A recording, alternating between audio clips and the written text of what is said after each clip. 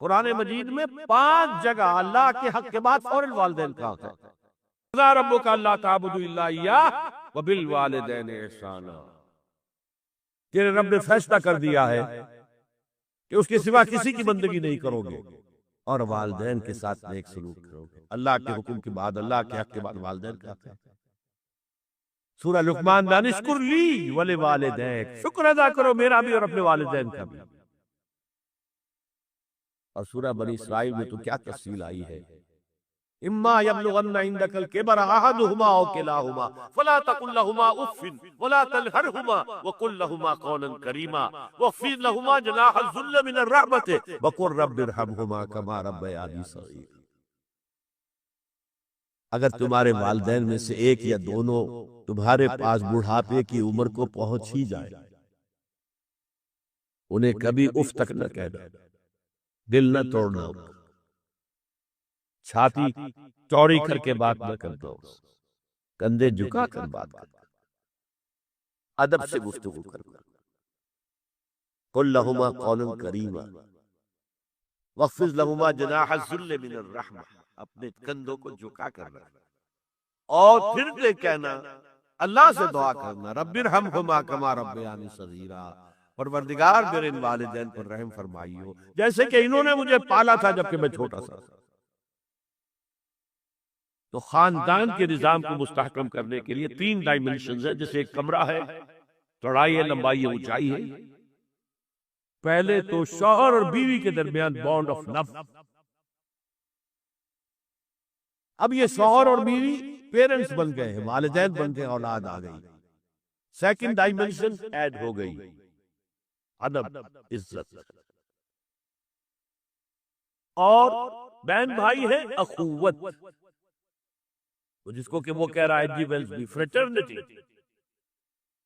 خاندان کا ادارہ مستحکم۔ یہاں ایک نکتہ اور بیان کر دوں، لیگل لیول پر بیوی کے حقوق کم ہیں شوہر کے زیادہ، الرجال قوامون علی النساء، سیدھی سیدھی بات ہے، اور ہمیں ڈٹ کر کہنا چاہیے، اس سے زیادہ معقول بات کوئی نہیں۔ کسی ادارے کے 2 سربراہ برابر کے اختیارات والے نہیں ہو سکتے، لیکن اخلاقی طور پر جو ماں کا حصہ ہے، باپ کا حصہ اس سے 1/3 ہے۔ قرآن مجید میں آیا ہے نا، حملتہ امہ وہنا علی وہن وفصالہ فی عامین ان اشکر لی ولوالدیک، اسے اٹھائے رکھا اس کی ماں نے اپنے پیٹ میں، کمزوری پر کمزوری جھیل، کمزوری تو ہو رہی ہے، اس کا خون چوس رہا ہے، اندر جھوک جو ہے وہ چوس رہی ہے خون اس کا، اور سب ماؤں کو تو اتنی نرشمنٹ موجود نہیں ہوتی کہ آپ پریگننسی میں اس کے لیے ضروری نرشمنٹ فراہم کر دیں۔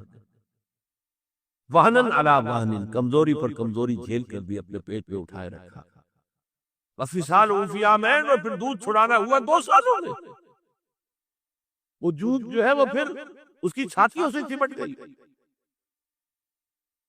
لہذا اس کا حق 3 گنا زیادہ ہے باپ سے۔ ایک صحابی حضور سے پوچھتے ہیں، حضور میرے حسن سلوک کا اولین مستحق کون ہے؟ فرمایا تمہاری والدہ۔ پھر پوچھا ان کے بعد کون؟ پھر کہا تمہاری والدہ۔ پھر پوچھا ان کے بعد کون؟ پھر کہا تمہاری والدہ۔ پھر پوچھا ان کے بعد کون؟ تو کہا تمہارے والد۔ 3 درجے، اور یہ جو فرمایا الجنت تحت اقدام الامہات، جنت تو ماؤں کے قدموں تلے ہے، یہ باپ کے بارے میں تو نہیں فرمایا۔ یہ ہے ایکویشن، بیلنس۔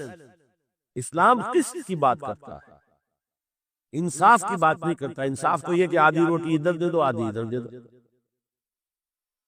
انصاف ہے، یہ اچھی چیز ہے۔ یہ قسط یہ ہے کہ بوجھ اٹھانا ہے تو جو زیادہ قوی ہے اس کو زیادہ بوجھ دو اٹھائے، اور جو کمزور ہے اسے کم بوجھ دو۔